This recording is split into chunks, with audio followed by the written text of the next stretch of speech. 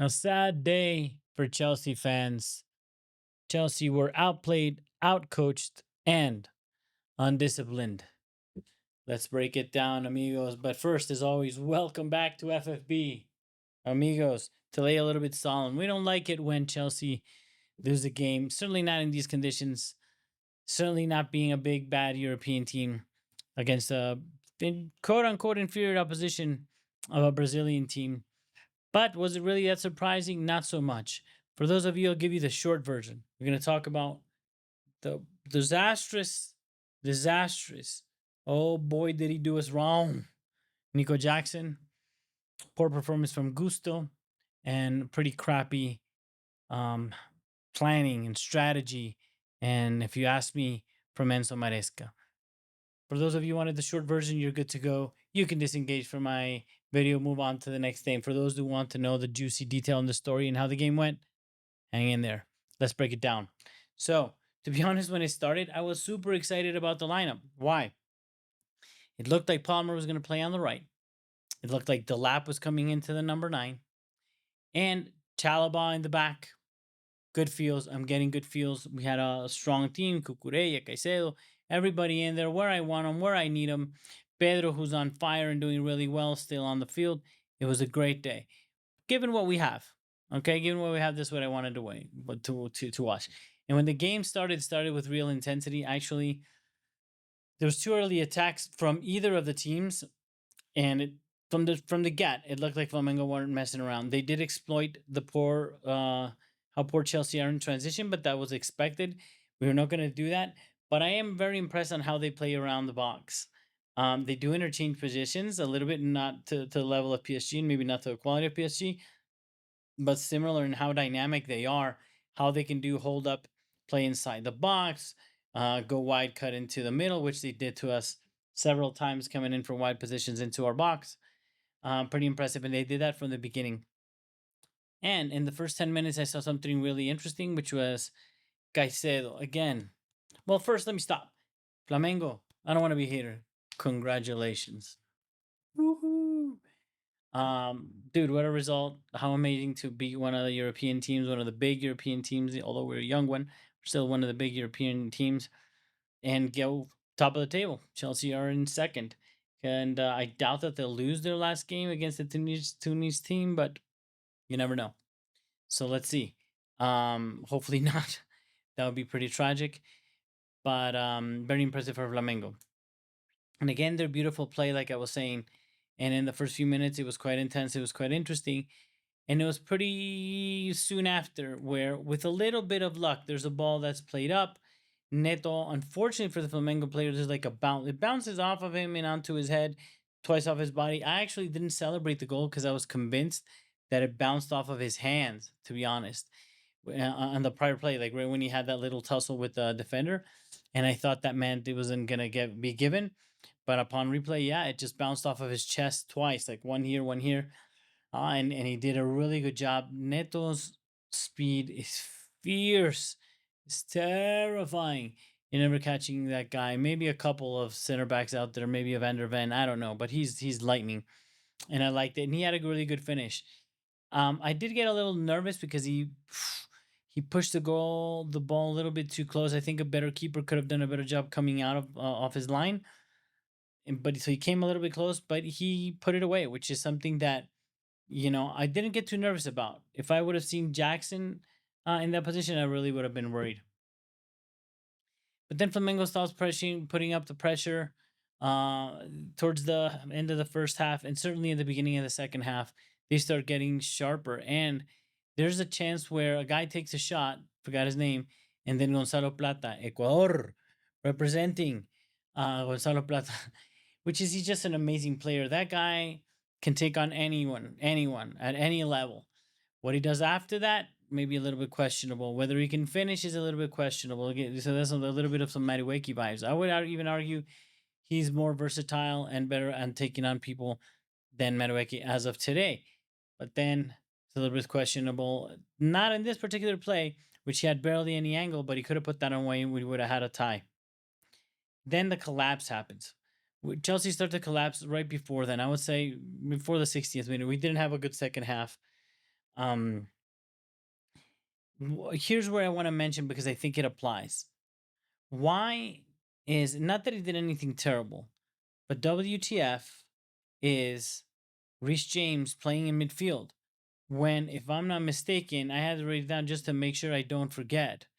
But I didn't write it down, but we have Caicedo, Dewsbury Hall, Lavia, Enzo, Essugo, Santos. Did I already say KDH already? And like 6, 7 central midfielders. Yet yet James has to be put in midfield instead of as a right back, which leads to Gusto playing as a right back in this weird formation that we know he doesn't perform really well. Although he was allowed to play a little bit wider today, he's called upon to do these weird runs. I just don't get it. I don't understand it. Oh, Santos, which every Chelsea fan wanted to watch. I don't think this was the toughest game, so I know we had to play a hardcore lineup, which to be fair he did, and he went for experience. Except I think that is still Reece James on the right. Maybe he was afraid that he still doesn't have the speed and all that, and he could get cooked on the wing. I don't know, but that was a little bit questionable. Going back to the portion of the collapse, which is like the 60th minute and such, we bring in the lap and James come off. So fine, I understand James coming off. The lap, I didn't get it. I don't think he needed to come off per se, especially not for Jackson, but maybe it's an alternating minutes, protecting egos, rotating players, maybe a lot of reasons. But they came off, and it took this Jack Wang not more than 3 minutes to make his first error, which is okay. Gusto doesn't grab his mind. It's a set piece. Chelsea doesn't happen to defend very well on set pieces, and then this one Gusto lets him go, and Jackson looks like he's more worried about attacking and loses his man on the second header. You can't have two headers in the box, man. Like I've told you guys, they say in Spanish, dos cabezazos en el área es goal. Two headers in the box is a goal. And that was especially when you're man at the first post, your striker, your main header, one of the main headers of the ball, loses track of his man. Is I don't know where he was looking. Maybe like I said, towards attacking, but not where he's supposed to. And Danilo heads it in. Chelsea first get tied, then we get this 2-1. We're kind of getting shocked, and that's exactly when the next another 4 minutes and Jackson goes into a reckless tackle. Straight red, gone, nothing to argue. I was watching with a watch along, I believe, with Matisse. Those of you guys who do not know him, you should follow him. He's a great dude. As you guys know, I love doing watch alongs. Please subscribe to the channel. So once I have enough subscribers and enough of us are passionate about and want to watch the games together, I really hope to do maybe before the end of the World Cup if Chelsea don't get kicked out of it too soon. I'll try to do a live. It would be really cool if you guys would join me to do a live and conversation. Maybe something that lands on a weekend so I can get more chance of getting some viewers. It would be really fun. But like going back to Jackson, studs up, nothing to do, straight red, compromises again. And look, man, part of me feels so bad. And I want to say, Jackson, I feel so bad for you, man. I'm so sorry. Because you see the man breaking down, like almost crying when he's getting sent off. Nobody argued with it. And obviously, at this point, there might be like a mental health issue now with the pressure and such. And look, man, if you can't handle that level of pressure, maybe you can't handle playing in a team like Chelsea. And certainly the finishing is not there. We've known that. But then on top of that, if you're going to do this kind of stuff, you guys remember he almost cost us the Champions League spot. For sure, he could have been. It was cruel and unusual punishment to a team that only had 1-9 because we didn't even have Gu, which, by the way, I was very happy to see today. We didn't have any striker, no kind of number 9 in the team. It was only him. He abandoned us by getting red carded against Newcastle. And today, he did it again. And I'm telling you, Chelsea fans, we care about this World Cup, mind you. And that's a message to everybody out there, including, the haters that are not in this cup. Chelsea care about, every team cares about. I think even the European teams, they're showing that they care about, they that have the right lineups. They're showing a little tiredness. And people are saying they're showing a little tiredness, like they're managing their minutes, they're not taking seriously. look, no professional player with these stakes, with the amount of money that's being won, et cetera, et cetera, et cetera, wants to made to be look bad. And some of them are being made to be look bad. We already saw some of the interesting results today. It was Chelsea's turn. But in any case, he's gone. So then it's over. There's nothing really to say after that. Palmer was taken off and Enzo at one point. I think that was just exhaustion. It is 40 degrees, but it's 40 degrees for all the players, for all 22 on the field, by the way. There's no special thing here. They're all in a different country. They're all, including the Brazilians, they're all playing the heat. It's hard for them. And Madueke and you come on, but it's too late. Nothing's going to happen. Flamengo just killed the game. I do think that with a little bit touch of luck, Wallace Jan makes it 3-1.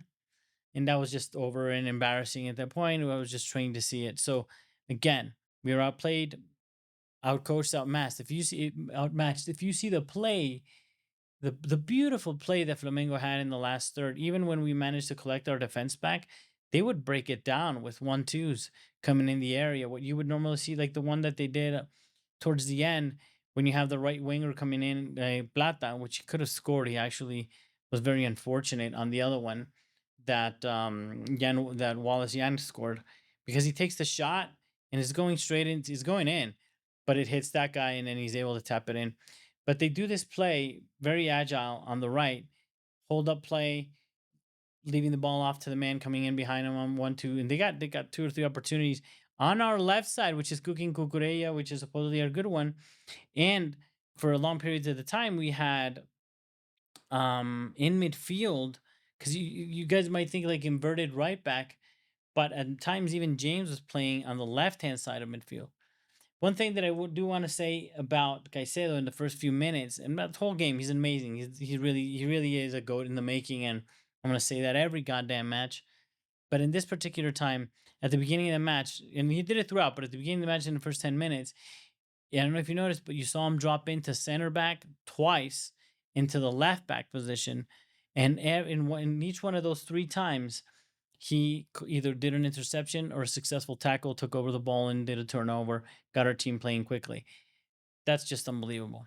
He and when with one more, that was 4. So he did from the DM slot, from the center back slot, and from the left back slot, and 4 turnovers and take over possession for Chelsea really fast.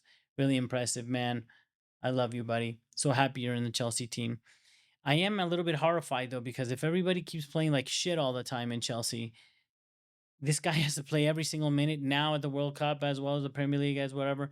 We're gonna burn him out. We're gonna kill the man. We need to perform, and we need to do a little bit better. Maresca, we have now 6, 7 midfielders. This game we should have put it in the bag. Thanks to Jackson, that was lost without 30 minutes to go. Not that we were gonna make it with him on the field. It was still looking bad, but without him, certainly we weren't going to. And now there's no rest, because ideally we'd have the 6 points and we can rest.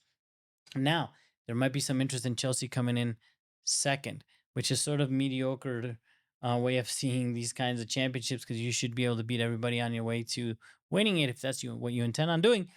But look, we might get weaker opposition. We might not have to play BSG, depending on how the keys play out in the positions, if we come actually in second, which can actually happen, because I think the Brazucas they're probably going to win their game, man. They're probably going to win their last game for sure. So um we might have to play the first of the other key. So let's see what happens there. So again, Jackson, I'm very sorry, brother. I feel sad for as a human being. I'm really concerned for your mental well-being. He's going to get killed over this. Please don't use social media. Don't look at it. I don't think you have to turn on social media or look at anything ever again until you score 1 or 2 goals for Chelsea and you have a couple of good matches, because you're going to get hurt, brother. You're going to get hurt. This was your first game back? Is this your first game back? Uh, I don't know, man. It's bad. Sanchez, another thing to bring up. That's terrifying. Please, please, please get a goalkeeper. Please get a goalkeeper. Nothing happened, but he gave away 2 balls. In one time when we were down to 10 men. When we were down to 10 men, he plays it through the middle.